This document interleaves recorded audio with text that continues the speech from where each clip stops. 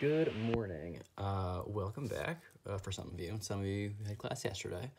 This will be a nice, shortish lesson. Hopefully not too bad way to get started. The goal was yesterday's assignment or the previous assignment was a diagnostic, which is basically my way of figuring out how much you knew about exponents and like other various things, like real numbers. There's all sorts of different things coming at that. So hopefully that was a nice way to end off your time before break or a nice way to come back after break. And today will hopefully be not too bad either. All right, so you should already have been familiar with what an exponent is in class. You've talked about it briefly this year. I just want to give some nice little fundamentals for you. And I'll also be posting these notes so you can have them. Which is my first time doing that, but hopefully this will be a really helpful one for you to have. And I'll actually post a link. I'll post some, I don't want to call them games. They're kind of games to me, but I'm not sure you'll like them as games. We'll call them math activities you can do to sort of help you with exponents. And we'll try to be doing those each day in class. So, an exponent is basically when a number is raised to a power. So it's when a number called the base is raised to a power. All right, so for example, if we wrote the number 5 cubed, or 5 with a 3, that is what's called exponential form. Which, like, okay, that's a fancy way of saying there's an exponent. And we read that as 5 to the third power. Or we could say 5 cubed, because cubed is the same as the third power, or 5 to the power of 3.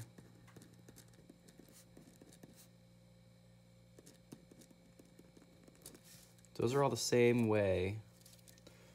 Those are all equal ways of saying the same thing. All right, so 5 to the third power. 5 cubed, 5 to the power of 3. All right, so an exponent is 3, we say cube. That's going to be my favorite one to use, but whatever, it works. So then we also have what's called expanded form. And what does it mean if we have 5 to the power of 3? What does 5 cube actually mean? Well, what it means is that we have 5, but we have 3 of them. So it's really 5 times 5 times 5. Because 5 times itself 3 times, because 3 is my exponent.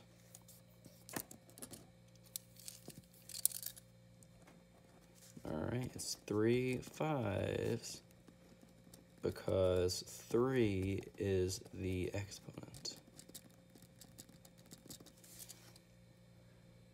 All right, and then that number, 5 cubed, equals, let's see, 5 times 5 is 25. 25 times 5 is 125. So 5 cubed is 125. So a lot of what we're going to focus on today, and for the coming days, and our activities I'm going to give you, are learning what we call cubes and squares. So let's try one more example. So let's pick the number, let's say we have the exponential form of something else. If we were in school, I'd call on somebody random and make them just say any number. So let's just say they pick the number 7. People always say 7. So we'll say 7 with a 2. So if I see that, how am I going to read that? I want to read it as 7 to the second power, or I could say 7 squared, because the exponent is 2. Or I could say 7 to the power of 2. And that just means that my expanded form is going to have 2 7s.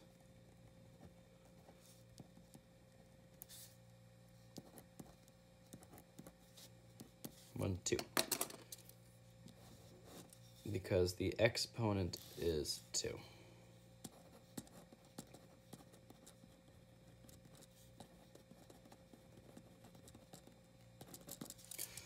All right. And of course, the value of 7 squared is 7 times 7, which is 49. All right, so there's just some basic overview of what exponents are. And we're going to spend the rest of class focusing on squares and cubes. And I think it's going to be a really helpful way to sort of get us started. And I think it's going to give you a really good foundation for like the whole topic of exponents. We're going to be dealing with a lot of exponents, and it's good to know the basics before we start diving into some crazy stuff. All right, so I'll show you some things you can do now in the next part of the video. So this is the first study stack link I sent you. This is one of the perfect squares 1 through 20. That's the URL. It's shared in Classroom. So here's a way you can use this. So basically, this is like digital flashcards. So they wrote out 1 squared. So basically, you think, okay, do I know what 1 squared is? So 1 times 1 is 1. And you click to flip. I was right, so I can put it in the know pile. I know it versus I don't know it. And then I'll see there's 18 cards left. It's going from 1 to 20. So 2 squared. Do I know what 2 squared is? 2 times 2? Well, that's 4. So that goes there. I knew that one. And you basically just keep going, and you say, all right, 3 squared. Let's see. I'll say that's 6. Oh, no. 3 squared is 9. So I don't know that, so I'll throw it in the don't know pile. And basically, when you're all done, any that you like don't feel confident with, you can go in the don't know. This isn't being graded. This is for you to just use. So, like, if you put things in the don't know pile, I'm not going to know. Like, who cares if you didn't know 2 squared? So you're going to keep going through. 4 squared is, all right, 4 times 4, 16. I knew that one. Good. 5 squared, 5 times 5, is that 20? No, it's 25. Didn't know that one. So you're just going to keep going through. And really the goal is to eventually go through all these cards and put them all in either the know or the don't know pile. And then when you're done with all of them, you'll get through and there'll be a whole bunch of stuff in the don't know pile. And this timer's been going for a long time. Oh no, what happened? Oh dear. Oh, I restarted it. That was unfortunate. Okay, well, here, I'll just put them all in the don't know pile, just for the heck of it, because we're new. Because when they're all in the don't know pile, something interesting happens. Let's see. And we'll talk about how to actually do this math in a few minutes just to help you, because really, calculators have absolutely no place right now. So when you are done, I got 0% because that's just who I am. I retry the cards in the don't know box. And now it gives them to me in a random order. So 6 squared, okay, 6 times 6 is 36. Oh, sweet, I know that one. 2 squared, 2 times 2 is 4. All right, I knew that one too. 19 squared, uh-oh. So we're going to pause this and we're going to go back to paper and pencil because that's how we're going to figure out what is 19 squared.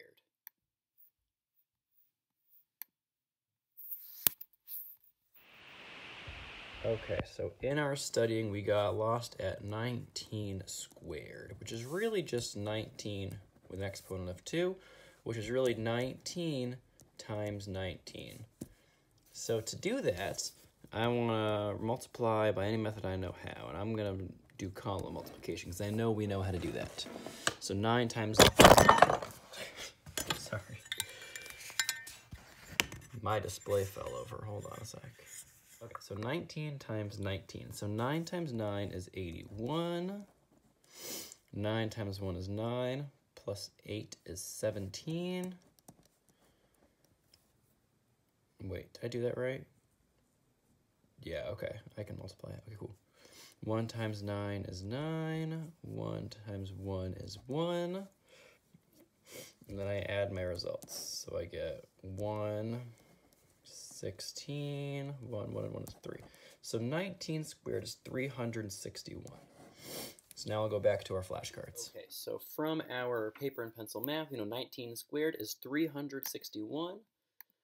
And I got that all right, so I'm going to throw that in the no pile. 20 squared. So again, you can do paper and pencil math and show 20 times 20. And we get for that 400, and I'll show that in just a minute with the rest of them. So 20 times 20 is 400. 15 times 15. All right, again, we'll do the paper and pencil math here. And again, I'll show that one for you all as well on the paper in just a minute. But 15 squared actually gets us 225. I don't know what that noise was.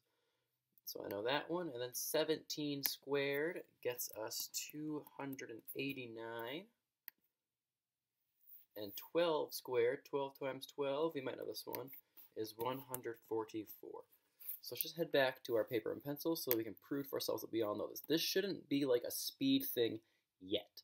In a week, maybe you can try to do this for speed and for time. For now, we're focusing on accuracy. Doing out the multiplication is the point. I want you guys to be doing the multiplication. All right? Your exit slip will make you do all of these. So please make sure you know what you're doing. All right? Let's go back to paper and pencil. All right, these are the 4 that we had in a row that Mr. Roboto kind of just did in his head. But again, you want to show that we know how to do this math out. And we're set up as the exact same. So if you feel like you could probably do this multiplication on your own, just do it. You should have learned this many years ago. But if you need a refresher, cool. Let's just watch it. So for 20 times 20, we'll multiply the first 2 numbers. Our ones places. 0 times 0 gets us 0. And 0 times 2 also gets us 0, okay? And then now we're done with the ones place. Now we're multiplying by the tens place. So everything is going to be a multiple of 10. So 2 times 0 gets us 0. And then 2 times 2 gets us 4. So now we have our answer of 400 for 20 squared.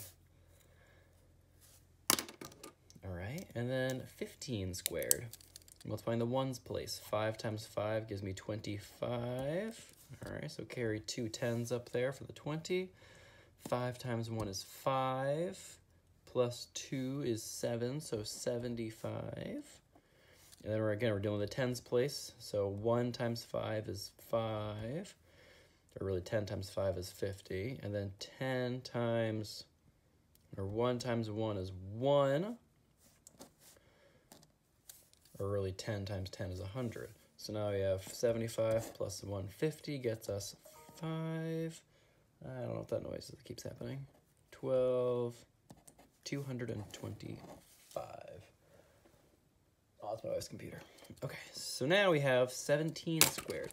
Again, practicing and multiplying. You should have some scratch paper to do all this.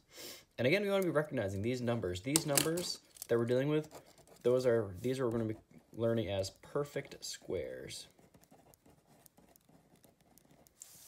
They are numbers that are the result of something being squared. There aren't actually very many of these numbers. There's only a few of them. Well, you can see that because 20 squared is 400. And there are only so many numbers between 0 and 20 that are like nice whole numbers. So we'll learn to recognize these numbers as perfect squares. So, 17 times 17. 7 times 7 is 49. Carry the 4 for the 40. 7 times 1 is 7, plus 4 is 11. Got 11 tens there. 0. All right, so 10 times 7 would be 70. And then 1 times 1 would, or 10 times 10 is 100. So now we have another addition. So we have 9 and 8 and 2. So 289 is 17 squared. And I'm kind of glad we got all these difficult ones in a row. Or not difficult, but ones we have to show our work for in a row. These are some of the harder ones to commit to memory. And 19, it's tricky to commit to memory a lot of the time. So it's good to be practicing and recognizing, oh, 289, that is a perfect square. So yeah, 12 squared. You might know 12 times 12 just from your 12s tables, but let's try it again. 2 times 2 gets me 4. And then 2 times 1 gets me 2. Carry the 0. No, not carry the 0. We're not doing tens place. 1 times 2 is 2, and 1 times 1 is 1. So now we have a 4, and a 1. So 12 squared is 144. So that's where all those numbers come from. So that's the goal of squares. We'll look at cubes really quick, and you can give a try to your exit slip, which is just doing all the perfect squares and all the perfect cubes out. All right? Okay, so now we're in the perfect cubes study stack set. And you'll notice because now everything has an exponent of 3. I know they're written a little bit differently. I'm very sorry. So now we're going to look at how to cube numbers or put them to the power of 3. It's a little bit more work. So we only are doing our cubes up to 10. You'll see that these numbers actually get really large very quickly. Our largest perfect square was 20 squared. It got us 400. And you'll see that our largest perfect cube is going to be much bigger than that. So, the same sort of process, we're going to do 1 cubed. Do we know it or do we not know it? And just sort it. And you should be doing this on your own too. I can't track it, but you should be using these flashcards like this, even if you have nothing else to do that day. We're going to spend the week really getting familiar with this kind of stuff. All right, so 1 cubed, let's see, that's 1 times 1 is 1, times 1 again is 1, so 1 cubed is 1. I knew that one. 2 cubed. So 2 times 2 is 4, times 2 is 8. So 2 cubed has to be 8. And then 3 times 3 is 9, times 3 is 27. So remember, we're doing 3 times 3 times 3. So we're multiplying twice here. So 3 times 3 is 9, times 3 is 27. And now, if I don't know the rest of these, or if I want to show some work for the rest of them, I can go back to my paper and say, all right, 4 times 4 is 16. 16 times 4, I cannot do that in my head. I have no idea. I'm going to throw the rest of these in the don't know pile. Except 10 cubed. This one's a little bit better to do in my head. And here's why. 10 times 10 should be 100. All right? And then times 10 again, 100 times 10, or 100 tens, or 10 100s, is 1,000. So 10 cubes is 1,000. So see how our largest perfect cube is already way bigger than our largest perfect square. All right. So we knew 40%. So now let's go back and let's try the cubes on pencil and paper. So let's see. We will retry the cards in the don't know box. We got 5 cubed, and we got 6 cubed. We'll just do them all on paper. All right. All right, so just like with the squares above, it's going to be the same math happening pretty much 5 times, because 5 cubed is really 5 times 5 times 5. All right, so the first step we can probably do in our heads, and then we have to show work for the next step. And same with 6 times 6 times 6, 7 times 7 times 7, 8 times 8 times 8, and 9 times 9 times 9. All right, so 5 times 5 is 25. And I want to show 25 times 5. All right, so 5 times 5, okay, is 25 again. That's a 5, sure. 5 times 2 is 10, 11, 12. So 5 cubed is 125. Now we'll do 6. So 6 times 6 is 36, and then 36 times 6. Let's see, well, 6 times 6 is 36. Carry the 3. 6 times 3 is 18, 19, 20, 21. So 6 cubed is 216. So we're going up by a lot already, 125 to 216. These are our first 2 perfect cubes. And you'll see there's a big gap between all these numbers. The perfect cubes get large very quickly. All right, 7 cubed. 7 times 7 is 49.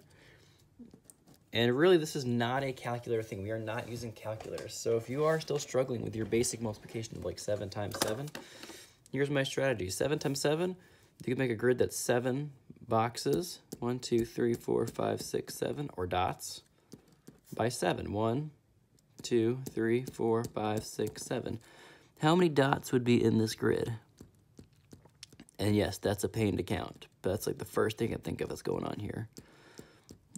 Also, because my algebra class is dealing with similar things and patterns and squares and stuff. So, how many dots are in this 7 by 7 grid. Let's see, 1, 2, 3, 4, 5, 6, 7. So 7, 14, 21, 28, plus 7 is 35, plus 7, 42 is plus 7 is 49. It's got 49 dots there. Really just counting by 7s could also help us. We'll do that for 8s, I guess. So 49 times 7. So let's see, 9 times 7 is 63. 7 times 4 is 28, plus 6 is 34. So 343 is 7 cubed. And then 8 cubed. Well, let's see. 8 times 8. Well, let's see. My 8 tables go 8, plus 8 is 16. 24, plus 8 is 32, plus 8 is 40. That's 8 times 5.